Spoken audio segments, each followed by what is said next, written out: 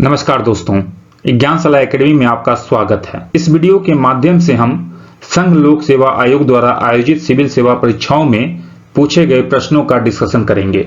हमने इस video series के लिए वर्ष 2011 से लेकर 2020 के बीच में यूपीएससी द्वारा पूछे गए प्रश्नों को लिया है। किसी भी परीक्षा में सफल होने के लिए जरूरी है कि हम उसके प्रीवियस ईयर के प्रश्नों को देख लें, ताकि हम प्रश्नों की प्रकृति को समझ जाएं, प्रश्नों का स्तर क्या है उसे समझ जाएं और इसी के माध्यम से हमारा रिवीजन भी हो जाए। तो आइए हम बिना देर किए इस वीडियो को शुरू करते हैं।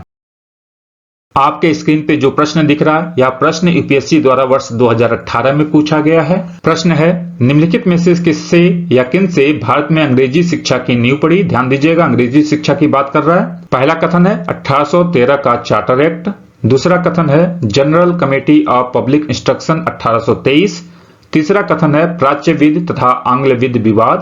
अब आपको नीचे दिए गए कूट का प्रयोग कर सही उत्तर चुनना है। विकल्प है ए केवल 1 और 2, विकल्प बी है केवल 2, विकल्प सी है केवल 1 और 3, विकल्प डी है 1, 2 और 3। हम सभी जानते हैं कि 1813 के चार्टर एक्ट में पहली बार संस्थागत रूप से शिक्षा की बात कही गई थी। इसमें प्रावधान किया गया कि कंपनी अपनी आय में से प्रति वर्ष 1 लाख रुपया भारतीयों के शिक्षा पर खर्च करेगी। हालांकि इससे पहले अंग्रेजों ने व्यक्तिगत रूप से भारतीयों की शिक्षा पर प्रयास किया था। इसमें वारेन हेस्टिंग्स और जोनाथन डंकन का नाम प्रमुख है। वारेन हेस्टिंग्स ने 1781 में कलकत्ता में एक मदरसा की स्थापना की थी और इस मदरसे की स्थापना मुस्लिम कानूनों तथा उससे संबंधित अन्य विषयों की शिक्षा देने के लिए किया गया था। ऐसा ही एक प्रयास जोनाथन डंकन ने 1791 में बनारस में किया था। जोनाथन डंकन ने बनारस में संस्कृत कॉलेज की स्थापना की थी, जिसका उद्देश्य हिंदू विधि और दर्शन की शिक्षा देना था। इसके अलावा और बहुत सारे अंग्रेज थे जिन्होंने भारतीयों के शिक्षा के लिए प्रयास किया था, लेकिन यह प्रयास एक तो व्यक्तिगत रूप से था, दूसरा यह जो भी प्रयास था वह प्राच्य शिक्षा के लिए था, ना कि अंग्रेजी शिक्षा के लिए। इस तरह देखा जाए तो 1813 का चार्टर एक्ट सही होगा। लेकिन 1813 के चार्टर एक्ट में जो 1 लाख रुपया खर्च करने का प्रावधान किया गया था, इसे 1823 तक किया ही नहीं गया। 1823 में शिक्षा खर्च को सुचारू रूप से चलाने के लिए एक कमेटी का गठन किया जाता है। इस कमेटी का नाम होता है general committee of public instruction. तो इस तरह देखा जाए तो दूसरा कथन भी सही होगा। लेकिन इस कमेटी में जो सदस्य थे उनके बीच में मतभेद बढ़ने लगे। मतभेद इस बात पे था कि शिक्षा का जो कंटेंट हो वो कैसा हो, वो प्राच्य हो कि आंग्ल हो, यानी कि वह भारतीय शिक्षा पद्धति हो या फिर अंग्रेजी शिक्षा पद्धति हो। कुछ सदस्यों का मानना था कि जो भारतीयों को शिक्षा दी जाए वह शिक्षा भारतीय होनी चाहिए, भारतीय दर्शन की शिक्षा होनी चाहिए, भारतीय साहित्य की शिक्षा होनी चाहिए। ऐसे सदस्य प्राच्यविद कहलाए। वहीं कुछ सदस्यों का मानना था कि जो शिक्षा का कंटेंट हो वह अंग्रेजी हो, यानी कि अंग्रेजी पद्धति या यूरोपीय पद्धति की शिक्षा दी जाए, या यूं कहें कि भूगोल की शिक्षा दी जाए, विज्ञान की शिक्षा दी जाए, इतिहास की शिक्षा दी जाए। और इस मत का समर्थन करने वाले आंग्लविद कहलाए। केवल विवाद प्राच्य शिक्षा और आंग्ल शिक्षा के लिए नहीं था, शिक्षा का माध्यम क्या हो इस पर भी विवाद था।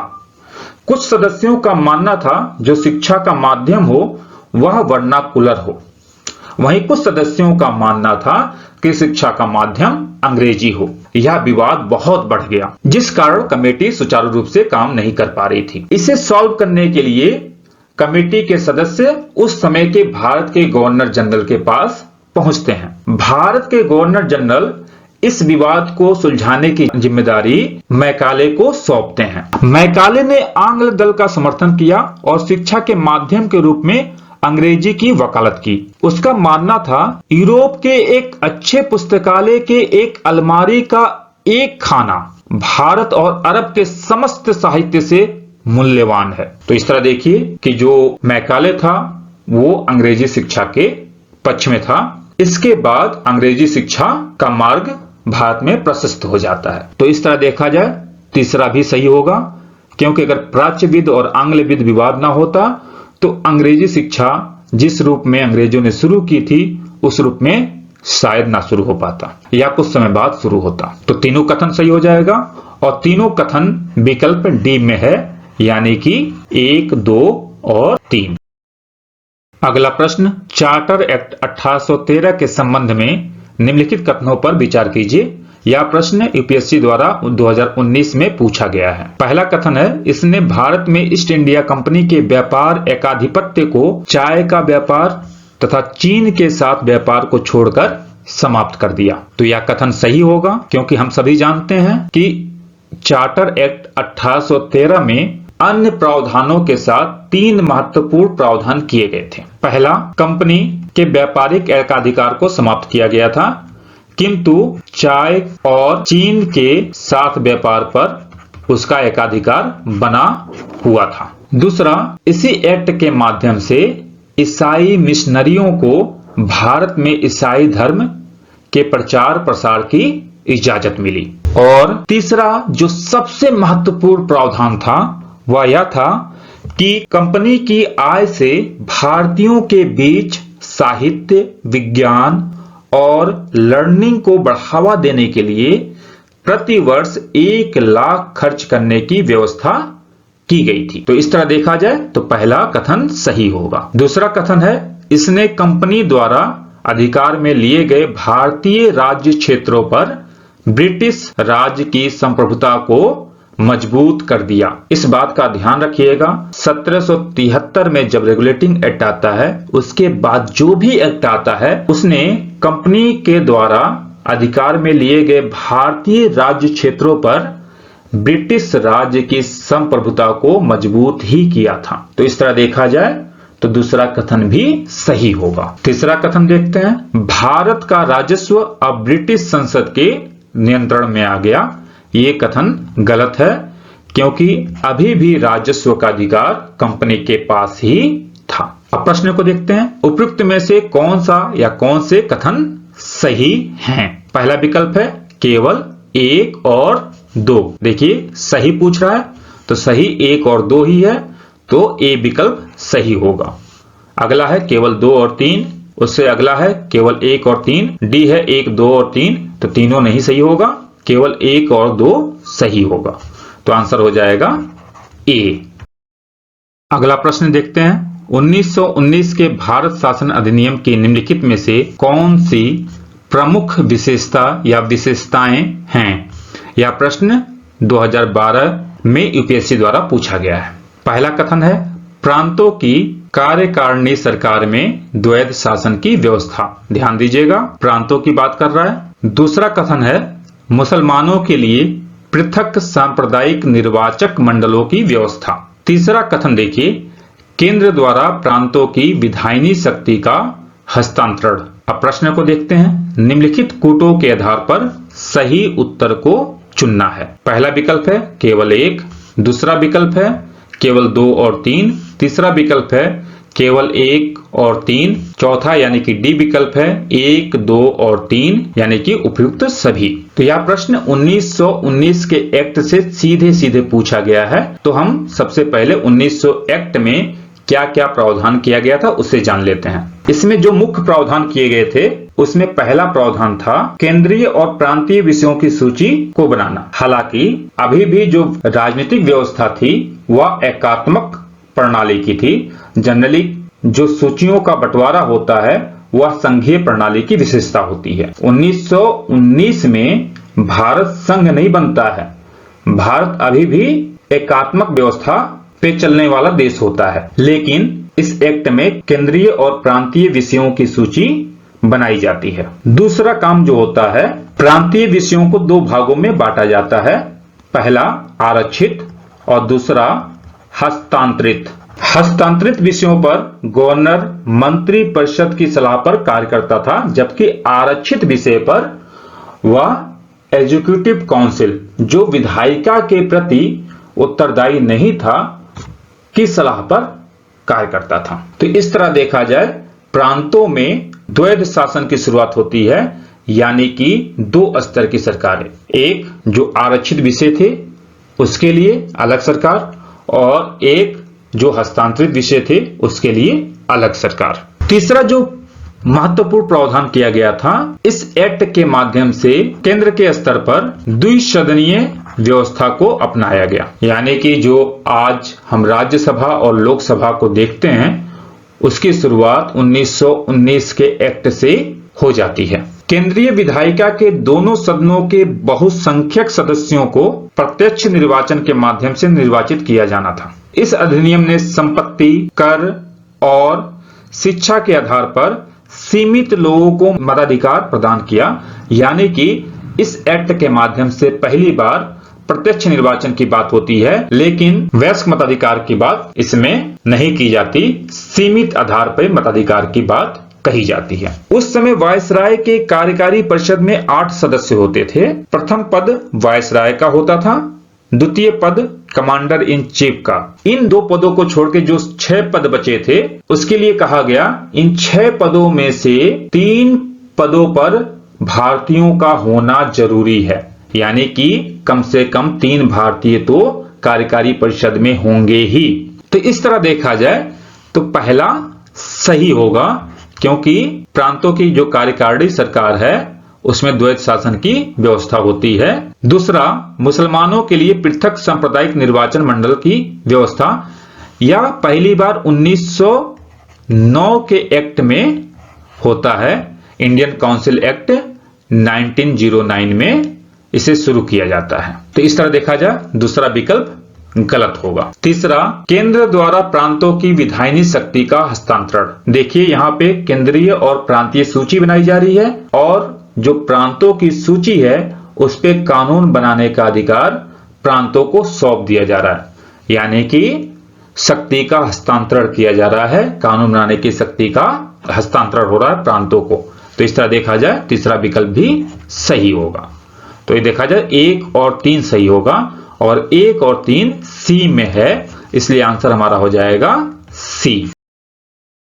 अगला प्रश्न है, भारत के संविधान में केंद्र और राज्यों के बीच किया गया शक्तियों का विभाजन इनमें से किसमें उल्लिखित योजना पर आधारित है? यह प्रश्न वर्ष 2012 में पूछा गया है। तो ध्यान दीजिएगा, केंद्र और राज्य के बीच में जो शक्तियों का विभाजन था पहली बार 1919 में किया गया। यहाँ इस बात का ध्यान रखना है, उस समय जो व्यवस्था थी वो एकात्मक थी, यूनिटरी थी। उस समय संघ नहीं बना था। संघ बनता है 1935 के एक्ट के द्वारा, गवर्नमेंट ऑफ इंडिया एक्ट 1935 के द्वारा, और इसके द्वारा जो विषयों की सूची होती है उसे 3 भागों में बांटा जाता है, संघ सूची, प्रांतीय सूची और समवर्ती सूची। आज जो भारत में सूचियों का बंटवारा है वह 1935 के अकॉर्डिंग ही है। तो आप विकल्प को देखते हैं। पहला ए, मार्ले मिंटो सुधार 1909, इसमें सूचियों के बंटवारे की कोई बात नहीं थी।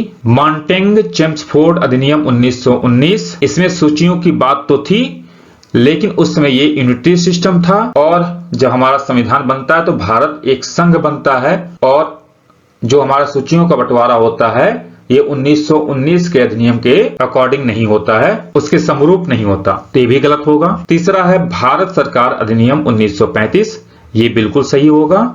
डी, भारतीय स्वतंत्रता अधिनियम 1947, इसका कोई मतलब ही नहीं है। तो आंसर हो जाएगा हमारा सी, भारत सरकार अधिनियम 1935, गवर्नमेंट ऑफ इंडिया एक्ट 1935। अगला प्रश्न, 1935 के अधिनियम द्वारा स्थापित संघ में अवशेष शक्तियां किसको दी गई थी? यह प्रश्न 2018 में यूपीएससी द्वारा पूछा गया है। अवशेष शक्तियां मतलब अवशिष्ट शक्तियां। ए, संघीय विधान पालिका को, बी, प्रांतीय विधान मंडल को, सी, गवर्नर जनरल को यानी कि वायसराय को, डी, प्रांतीय गवर्नर्स को, डी, प्रांतीय गवर्नर्स को। तो इसका आंसर होगा सी, वायसराय को। वस्तुतः 1935 के अधिनियम द्वारा एक अखिल भारतीय संघ की स्थापना का प्रावधान किया गया, जिसमें प्रांतों तथा रियासतों को एक इकाई माना गया। संघ और प्रांतों के बीच में शक्तियों के विभाजन के लिए 3 सूचियां बनाई गई। संघ सूची जिसमें 59 विषय थे, राज्य सूची उसमें 54 विषय थे, और समवर्ती सूची जिसमें 36 विषय थे। बिल्कुल ऐसा ही शक्तियों का विभाजन भारत के संविधान निर्माताओं ने भी किया था जब भारत का संविधान बना। ऐसे विषय जो इन तीनों सूचियों में शामिल नहीं थे, अर्थात अवशिष्ट शक्तियां या अवशेष शक्तियां, उसे 1935 के भारत सरकार अधिनियम द्वारा वायसराय को दी गई। तो इस तरह देखा जाए तो आंसर हो जाएगा सी। अगला प्रश्न है, भारतीय इतिहास के संदर्भ में प्रांतों से संविधान सभा के सदस्य ए उन प्रांतों के लोगों द्वारा सीधे निर्वाचित हुए थे, बी भारतीय राष्ट्रीय कांग्रेस तथा मुस्लिम लीग द्वारा नामित हुए थे, सी प्रांतीय विधान सभाओं द्वारा निर्वाचित हुए थे, डी सरकार द्वारा संवैधानिक मामलों में उनकी विशेषज्ञता के लिए चुने गए थे। यह प्रश्न 2013 के यूपीएससी की परीक्षा में पूछा गया है। हम सभी जानते हैं कि संविधान सभा का गठन कैबिनेट मिशन प्लान के तहत किया गया था। इसके अनुसार संविधान सभा के लिए कुल 389 सीटें निर्धारित की गईं। इनमें से 296 सीटें ब्रिटिश भारत के लिए और 93 सीटें देशी रियासतों के लिए निर्धारित की गई। विभाजन के बाद भारत के संविधान सभा में कुल 299 सीटें बची थीं, क्योंकि बाकी सीटें पाकिस्तान को चली गई। प्रत्येक प्रांत और देशी रियासत को उनकी जनसंख्या के अनुपात में सीटों का आवंटन किया गया था। मोटे तौर पर प्रति 10 लाख की जनसंख्या पर एक सीट निर्धारित की गई थी। ब्रिटिश प्रांतों के लिए निर्धारित सीटों को 3 प्रमुख समुदायों के बीच में उनकी जनसंख्या के अनुपात में बांटा गया था। ये 3 समुदाय थे, सामान्य, मुस्लिम और सिख। जो ब्रिटिश भारत के लिए जो सीटें निर्धारित थीं का चुनाव प्रांतों के विधानसभा के सदस्यों द्वारा किया गया था, यानी कि अप्रत्यक्ष रूप से ये निर्वाचित हुए थे। जबकि रियासतों के लिए जो सीटें निर्धारित थीं उन्हें संबंधित रियासत के राजा द्वारा मनोनीत किया जाना था। तो इस तरह देखा जाए तो संविधान सभा आंशिक रूप से अप्रत्यक्ष रूप से निर्वाचित थी और आंशिक रूप से मनोनीत भी थी। तो पहला विकल्प उन प्रांतों के लोगों द्वारा सीधे निर्वाचित हुए थे गलत होगा। ध्यान दीजिएगा, प्रांतों से संविधान सभा के सदस्यों के बारे में पूछा जा रहा है, रियासत से नहीं पूछा जा रहा है। तो प्रांतों से अप्रत्यक्ष रूप से निर्वाचित हुए थे। बी भारतीय राष्ट्रीय कांग्रेस तथा मुस्लिम लीग द्वारा नामित हुए थे, ये भी गलत होगा। सी प्रांतीय विधान सभाओं द्वारा निर्वाचित हुए थे, ये बिल्कुल सही है। डी सरकार द्वारा संवैधानिक मामलों में उनकी विशेषज्ञता के लिए चुने गए थे, ये भी गलत होगा। तो आंसर हो जाएगा सी। उम्मीद है यह वीडियो आपको पसंद आया होगा। फिर मिलते हैं एक नए वीडियो के साथ, तब तक के लिए नमस्कार, जय हिंद।